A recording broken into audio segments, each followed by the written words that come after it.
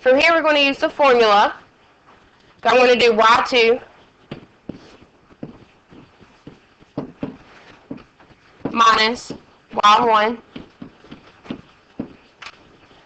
divided by x2 minus x1.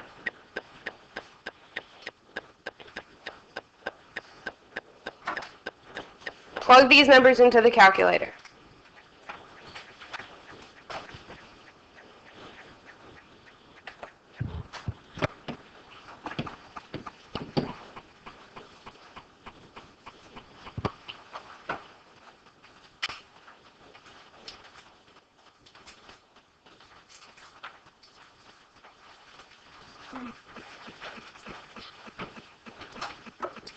What'd you get?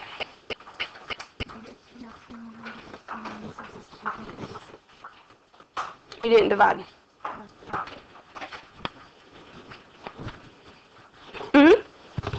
What is that?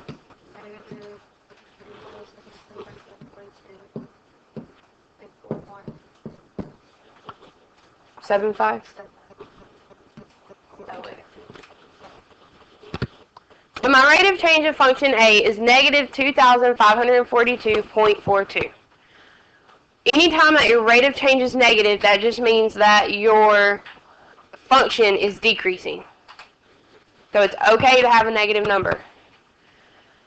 So we found the rate of change of function A. Now we have to find the y-intercept of function A. The y-intercept is just where x is 0. So that's going to be my y-intercept.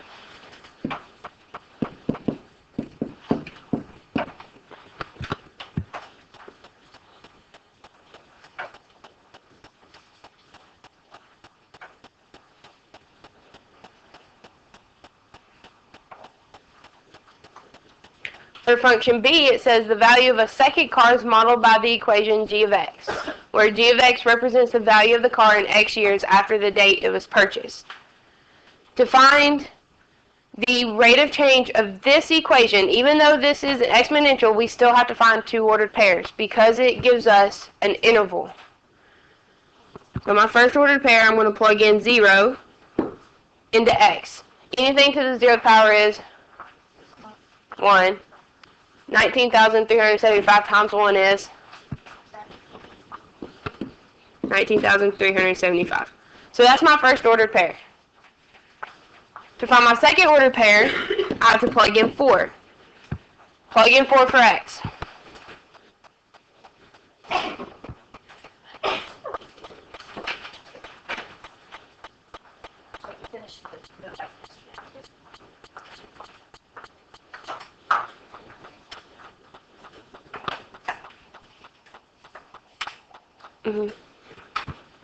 What'd you get? 9,600.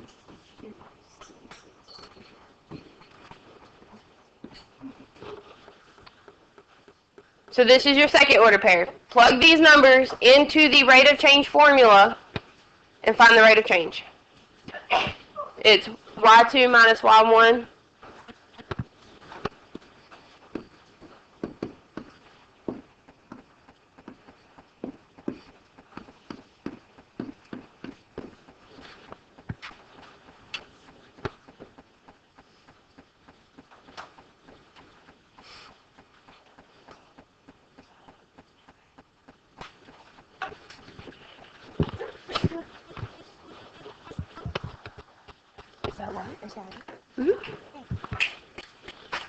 So what's your y-intercept?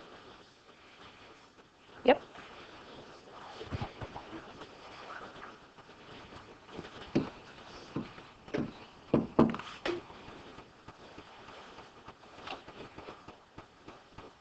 How many people are still trying to find it?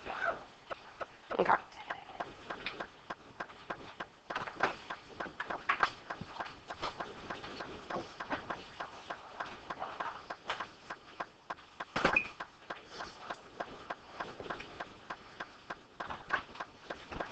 What'd y'all get?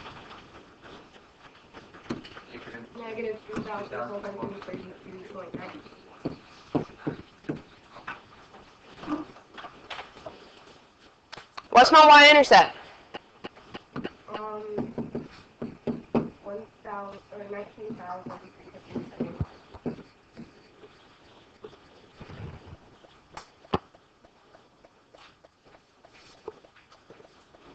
So that's the rate of change of function B and the y-intercept of function B. To find the common ratio for both functions, for a table, we have to take any number and divide it by the previous number of the y values. So you can pick any number you want to on this table, as long as you divide it by the previous number. So if you want to, take 19,307 in your calculators and divide by 22,450. So you're taking this number, 19,307, and divide it by the previous y value. Yes.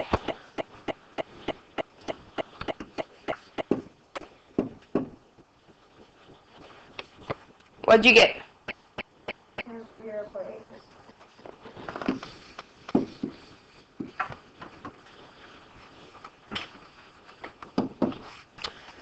For B, it's 0.84 because the common ratio is the base of the exponent.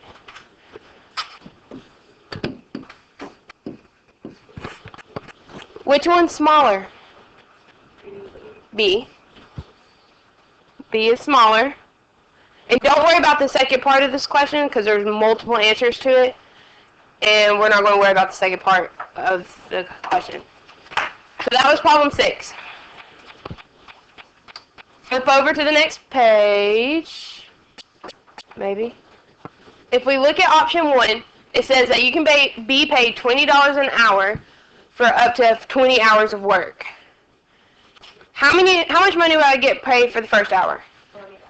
Second hour? Third hour? Is it increasing by the same amount each time? Yeah, it is. It's going to be arithmetic.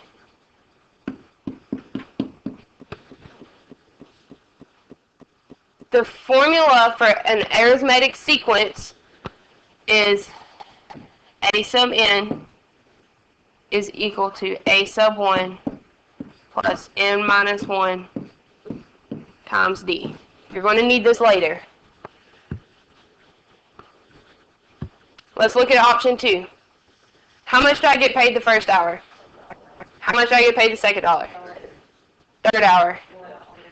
Does it increase by the same amount each time? Oh, wait, no. It's doubling. So because it doubles each time, what kind of sequence is this? It's geometric. Geometric.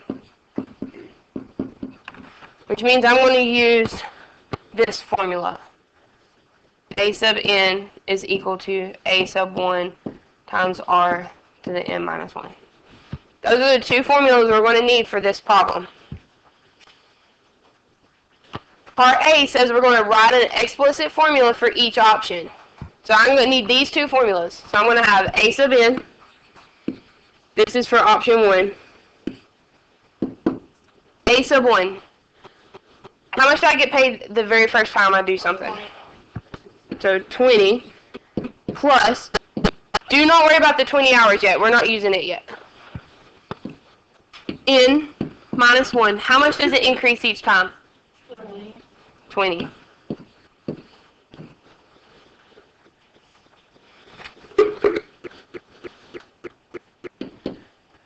Option 2, I'm going to have A sub n equals 1 to the n minus 1 power.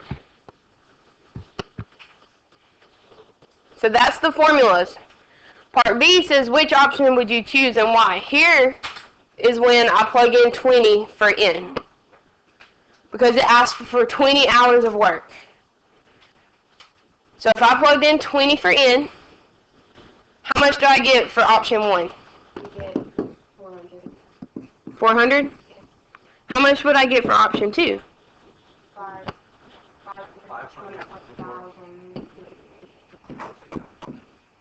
There's a lot of money in it. So which option would you...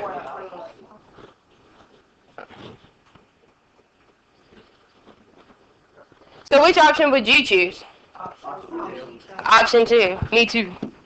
I would quit my job For 20 hours, I get paid that much. I would quit my job and go, do 20 hours a week work somewhere. So I could work a 40-hour work week and I get over $1 million by that alone. Yep, probably. If you plugged in 40. Alright, it says if you only work 10 hours, would your answer be the same? I mean, yeah, the numbers would be the same, but I would choose options because it's.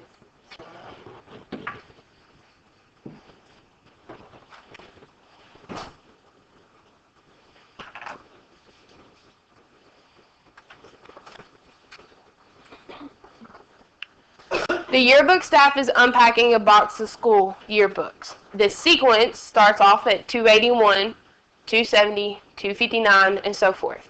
That represents the total number of ounces that the book weighs after each yearbook is taken out. So I have a box of yearbooks. I take out a yearbook, I weigh the box. Take out another yearbook, I weigh the box again. What is the weight of each yearbook? Do y'all see that?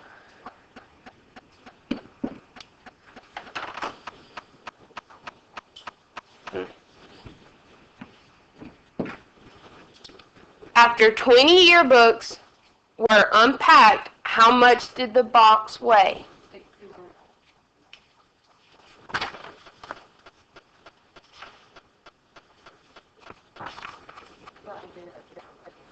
How do you think we're going to do it?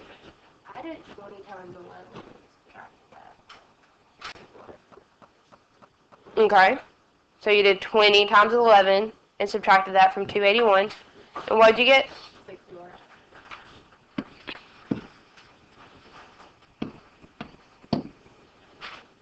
Does everyone see how she got that? I mean, is that the right way to do it? That's not. That's one way you can do it. You can do it by taking the arithmetic sequence. So if these are decreasing by 11 each time, right? I'm going to create an arithmetic sequence. A sub n is equal to a sub 1, which is, this case, what's a sub 1? 281 plus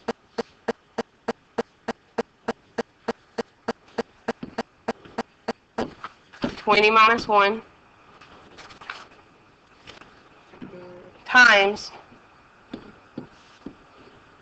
negative 11. It's negative because it's decreasing each time.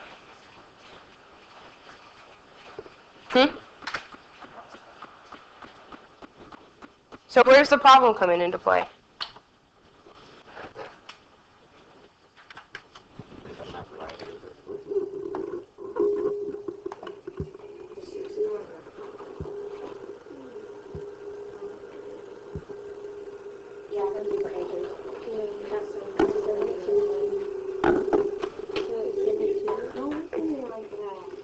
I made a common mistake. No. Nope, this is arithmetic, so the way you don't have an exponent. Shouldn't you, I did a common mistake that a lot of people do. would it be mine? Yeah, it would be mine. How many books did I take out right here? Okay. Very beginning, did I take any books out? That's what I was going to say, but I didn't want to take it. So that's not an support. So you would start, you kind of like flip the problem, I guess. Like not start what you said. I take out one box, so that's 1. Okay. But what term is 1 at? You're 70. What term? Like the number. Is this, if this is term 1, what's this? Term 2. So what term would be 20? A sub 21. That's why it's so much easier. I wanted you to see the common mistake that just because this says 20 does not mean that that's going to be the 20th term.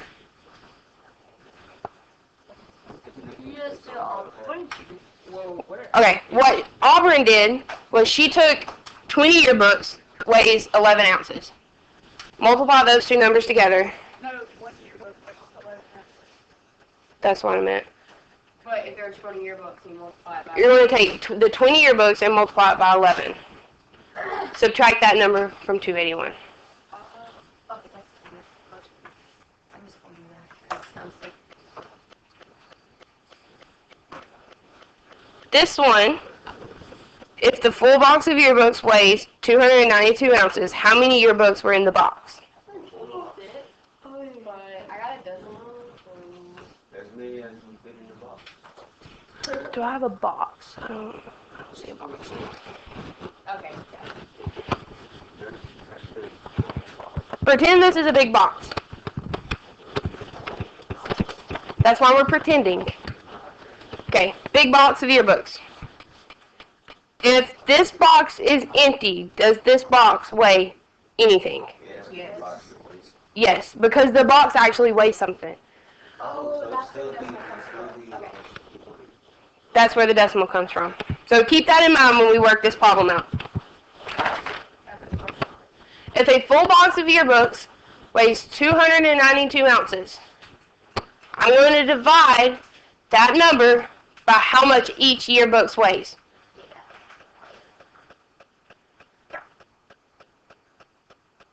$26. 26 point something, right? So how many yearbooks are in the box? 26.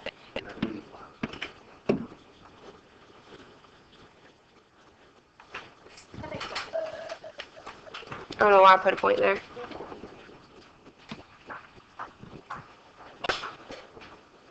Alright, problem 3.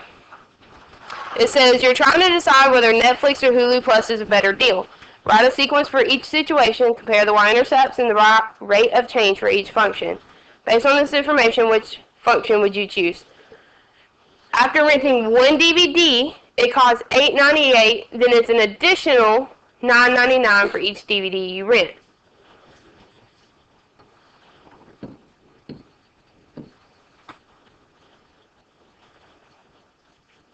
After renting one DVD, it costs $8.98.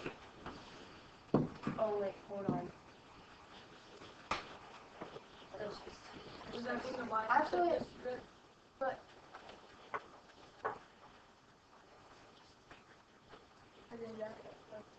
I didn't put 0. I like started it with Start at 0. I'm sorry, I didn't hear you. No.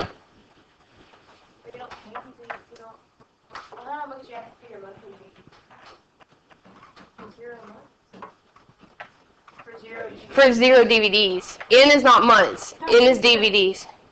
Like you're renting a DVD from Netflix. But doesn't that mean that you would add $8.98 to your monthly pay? Yes.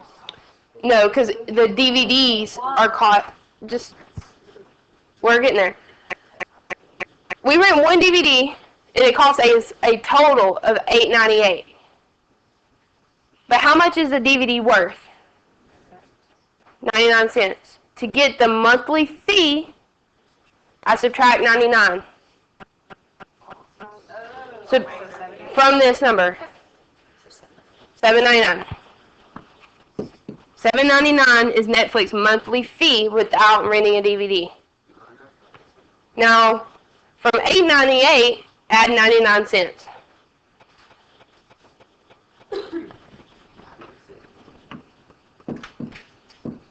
Add 99 cents again.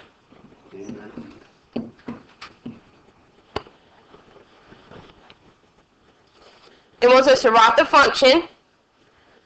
How much am I increasing by each time? What's my starting monthly fee? What's my y-intercept?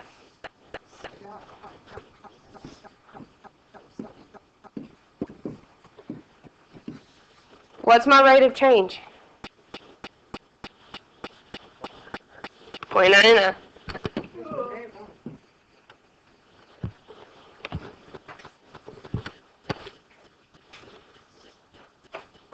They already filled out the chart for Hulu Plus.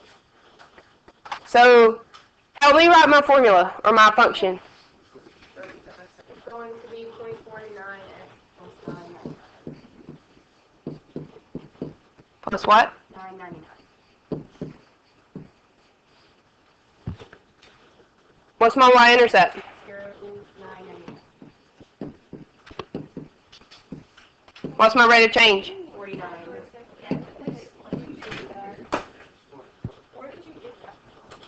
Get what? Because you have to subtract 49 cents from the 9.48 to get your initial price, like your monthly price. What we did was we figured out how much this is increasing by each month, each DVD. Okay? So I took 1097 and subtracted 1048. And we got 0.49. Okay? Are you with me?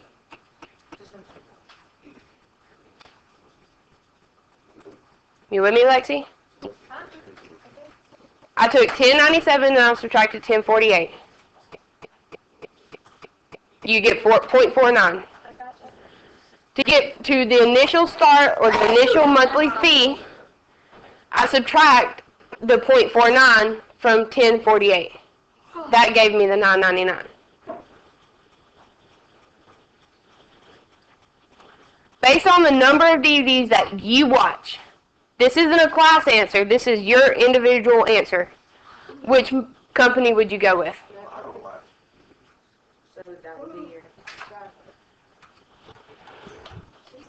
So based on the number of DVDs that you watch, you answer the last question.